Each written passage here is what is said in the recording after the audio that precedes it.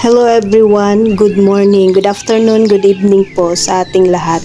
Ito po si Char Ching ng Succulent Davao and welcome sa ating YouTube channel. And for today's video, so heto at mag-aayos pa rin tayo ng ating mga succulent dito sa ating propagation area.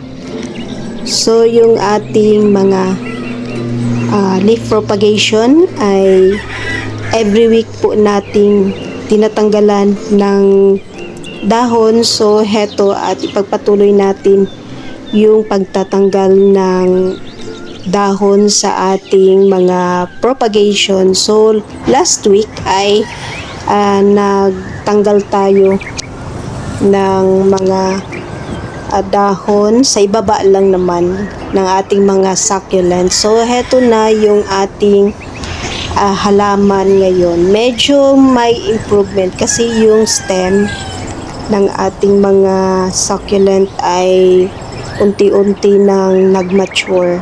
So yan yung lagi kong ginagawa dito sa ating mga succulent. So ayan, at heto yung isa na naging mature na yung kanyang stem. And then ang kagandahan nito ay mabilis pong lumago or lumaki yung ating succulent. So heto yung mga leaf propagation na tinanim ko dito sa ating plastic bottle. So heto at unti-unti ko silang tinatanggalan ng dahon. Ayan. So nakikita naman po natin na medyo naglalash na yung ating mga plant. And then ang ginagawa ko ay ayan, every week po tayong nagtatanggal ng dahon dito lang naman sa ibaba ng ating mga succulent. So last week ay nagtanggal ng mga dahon, and then tinry ko silang i-propagate sa sa isang maliit na lagayan. So andito ko po ilagay sa ating terrace. So heto sila ay nakalagay po sa full sun. Dito po sila sa labas. So heto at gawan ko ng obserbasyon kung saan mas maganda ilagay yung ating mga leaf propagation. So yan, at medyo yung iba dito na mga succulent ay ayan, medyo na sila, leggy. Pero yan yung gusto ko na mangyari sa ating succulent. Kaya ayan, tinatanggalan natin sila ng dahon sa baba. Ang kasi nito guys ay gusto kong kasi pag hindi ko sila tinanggalan ng dahon ay ayan, yung stem ng ating succulent ay medyo maputla. Ayan, so yung iba dito ay medyo malalaki na. Ayan sila. And then yung iba ay nag-start ng mag-produce ng pops. Heto sila ay mga Graptopetalum. Ayan, madali lang silang i-propagate. So lahat naman po ng mga succulent ay madaling i-propagate. So yan lang yung ginagawa ko para dumami rin yung ating mga succulent dito sa ating munting garden. And then ayan, weekly natin sila tinatanggalan ng dahon. And then yung mga nakuha na natin na dahon ay tinatry nating i-propagate para dumami pa yung ating mga succulent. So simpleng proseso para mag-mature yung stem.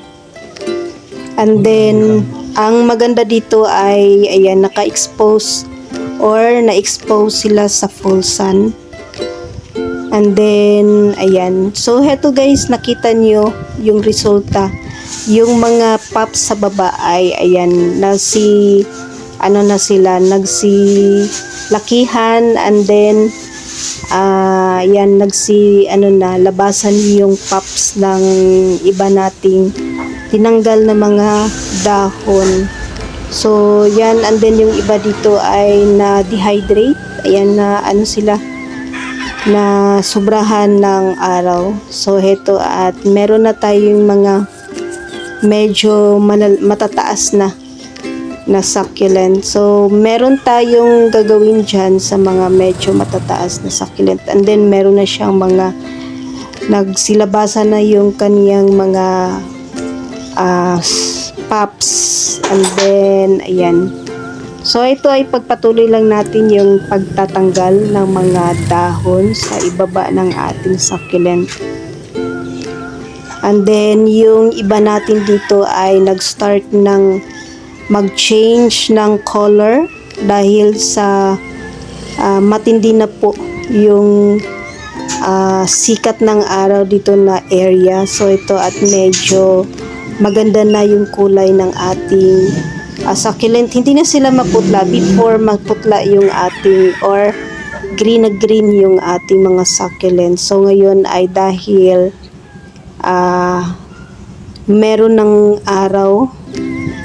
Before kasi mga ilang araw na hindi po mainit dito sa ating area. Medyo ano lang siya, makulimlim pero wala naman pong ulan. And then mahangin, so ngayon ay sobrang init na po dito sa ating area, kaya ayan medyo maganda na yung kulay ng ating, ito yung ating Adelphia. So heto naman yung pinaparami natin dito sa ating munting garden kasi sobrang tibay nito na succulent. And then meron din tayong ibang variety dito na Graptophyllum. Ayan, nag-start na silang lumaki and then tinatanggalan na din natin ng dahon para ma-propagate. So yan yung iba din, meron tayong Mendozae. Ayan, pinaparami ko rin yung ating Mendozae kasi heto ay talagang naubos na. Buti na lang merong nag-survive. And then, ayan yung ginawa natin. Tinanggalan natin siya ng dahon para maipropagate. Para bumalik sila dito sa ating munting garden. So, hindi po madali yung pag-aalaga ng mga succulent. Lalo na po dito sa lowland kasi ang weather natin dito guys ay sobrang init. Then, lagi pong maulan and then naka-expose po sila sa labas and then wala po tayong greenhouse kaya ayan, iniingat-ingatan natin. Heto meron tayong shriek air or habit air. Ayan, nakabuhay tayo. So happy tayo dyan dahil meron pa tayong naiwang habit air ata to guys. So, yan. And then, yung ating Mendozae, ayan, medyo dumadami na. So, last year, nilipat natin sila dito sa, sa Bougainvillea area kasi maganda nga yung nakukuha nilang sunlight. Full sun, morning to afternoon. Kaya, medyo, ayan, maganda yung kulay ng ating mga succulent. And then compact yung iba, compact kasi pag nandun sila sa harapan ay kulang po ng sikat ng araw yung ating yung nakukuha ng ating succulent. So dito ay compact yung ating succulent and then nag-iiba yung kanilang kulay. Ayan, sobrang dami na to. Yan, at yung mga Melotiae ko guys ay tinatry kong ayusin.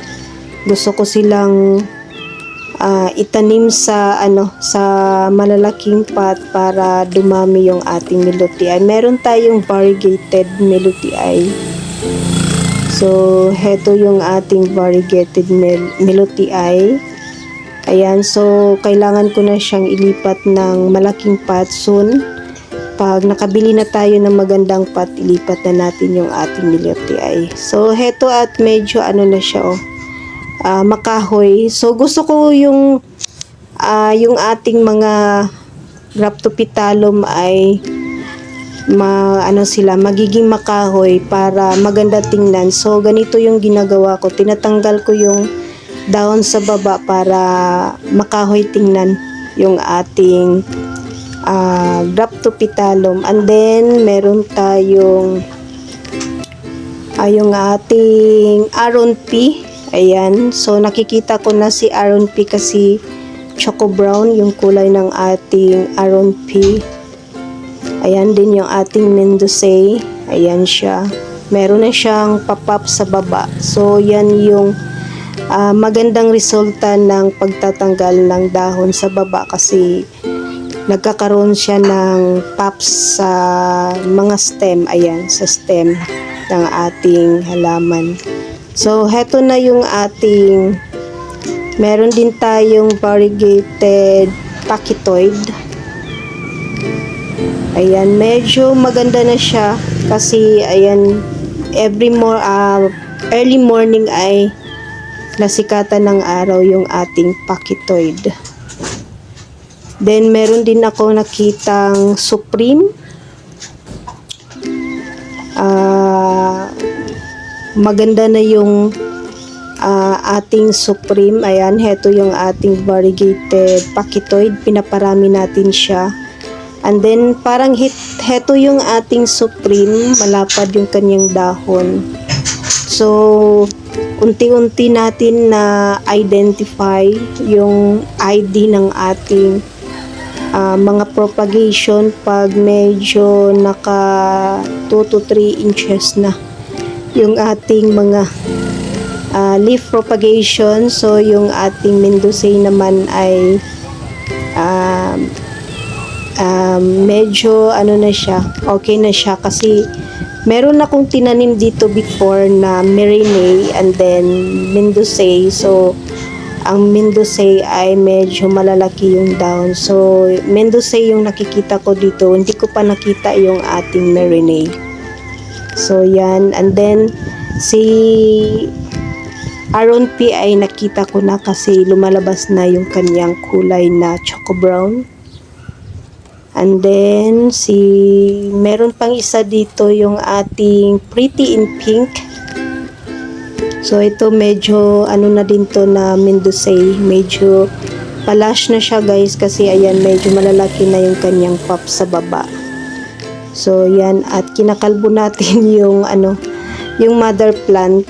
Ayan. So, ito medyo lush na. Ang ganda na siya tingnan kasi, ayan, pakahoy na yung kanyang puno. Ayan, na siya, pa-mature. Pag medyo malaki na yung ating succulent, so ito pwede to ilagay sa magandang pot. So, ganyan na sila kainit dito. Ayan, medyo natanghali tayo sa pagtatanggal ng dahon ng ating succulent. So, eto, at hindi ko to napansin guys, medyo makapal na kasi yung dahon. So, hindi ko napansin to. Ayan. So, natabunan siya ng bougainvillea.